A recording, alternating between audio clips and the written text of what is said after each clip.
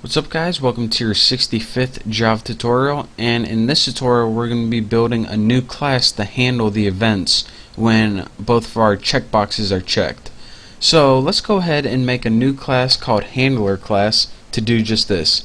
We'll go private class, name it handler class, there we go, get eventually, implements, I gotta type slow, amp implements item listener. There we go.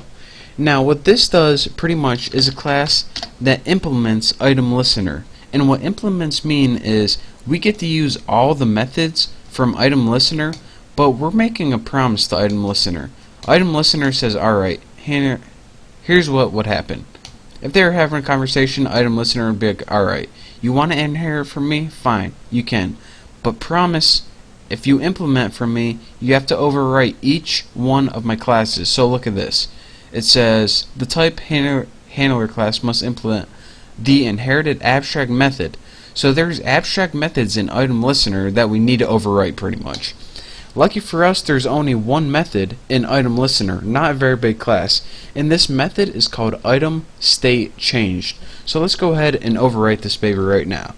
So public void item state change, right, like that. Make sure you spell it right, if not you're gonna have some problems. And the parameter it takes here is the item event object. So what's going on pretty much is this: every time you click one of these checkboxes, since we attach them to item listener, something called an item event occurs, or pretty much an event occurs. Now what we can do with this event is add some functionality to it, and it can be handled by an item listener object which we created.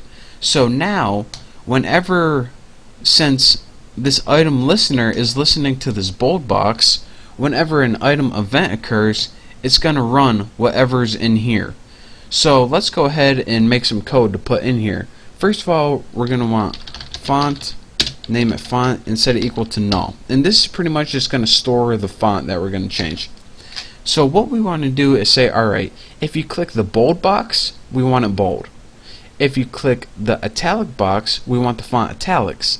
If you click the bold box and the italic box, we want them bold and italics. If nothing's clicked, just have plain font.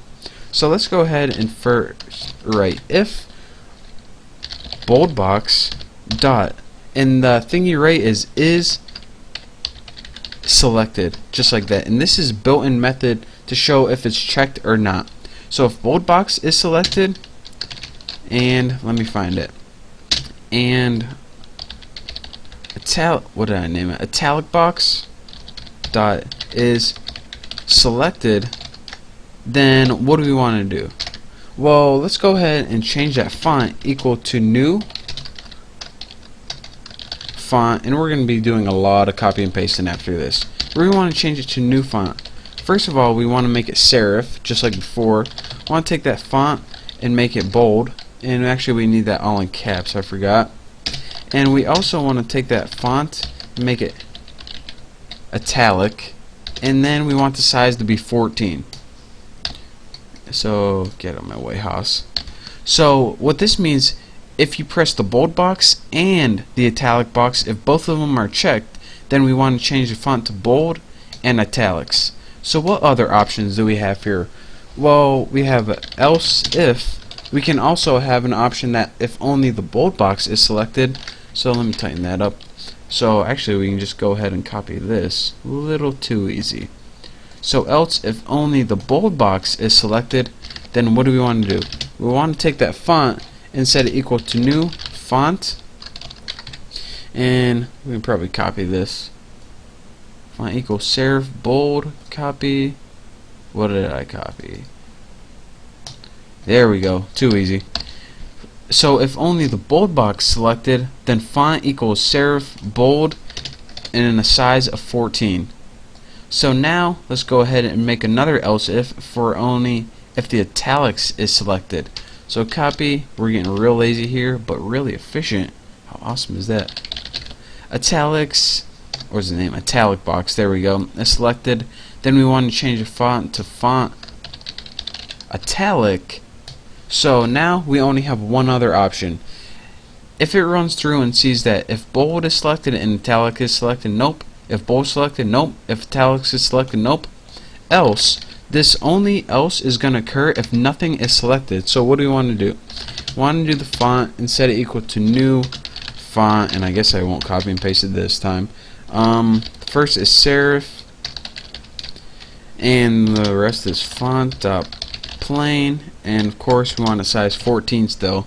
So now, well, looks like we're good to go. And the last thing we have to do, now that we actually change that font, we actually need to set the font.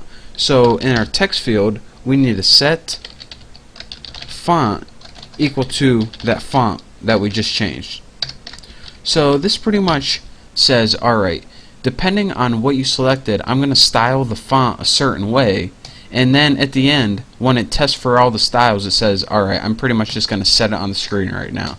So now I have this from the last tutorial, which you guys can see. It pretty much just makes a new window on the screen, puts a function on the window so you can actually close it, set a size for that window, and makes that window visible. So now if we run this and click OK, we go ahead and we got this thing right here, and I probably should change that size, but this is good. Now you see when you click bold, the sentence bolds.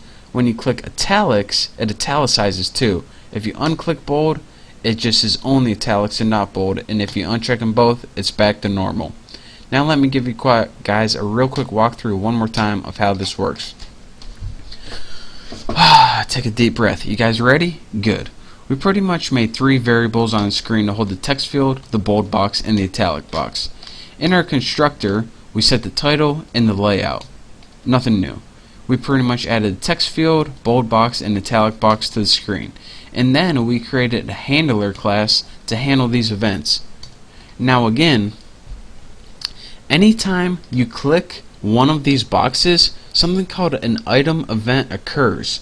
Now this can be handled by something called an item listener object. So that's why we needed to link this object to this class. Then once we do that, we can handle the events using a method called item state changed. Now this automatically runs, well, just like I told you before.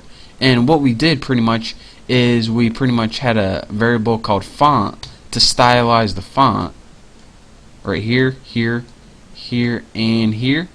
And then we pretty much, once we found our style, depending on what was checked, we set it to the screen. And then we just ran our program, made a window, good to go. So that's your real quick tutorial on, these are called state boxes because they maintain a state. Like when you click them right here, I'll show you why. When you click them, they stay like that, so that's called maintaining a state. So that's it for this tutorial. Thank you guys for watching. In the next tutorial we'll be going over more GUIs, and we will be eventually making this box pretty effing sweet. For right now it doesn't do a whole lot, but you know, it will. Oh, and another thing, that if you follow my channel, you know that I give away prizes sometime. I am waiting for prizes to come in the mail now, and it will be the best giveaway I had so far. So just a little tip for you guys who actually stuck through this tutorial and watched it all. Nice little surprise. Don't tell anyone else. So trust me, when I get my prizes, it should be like next week or something. They're going to be the best giveaways ever. So, you know, something to look forward to. But for now, thank you guys for watching. Don't forget to subscribe, and I will see you next tutorial.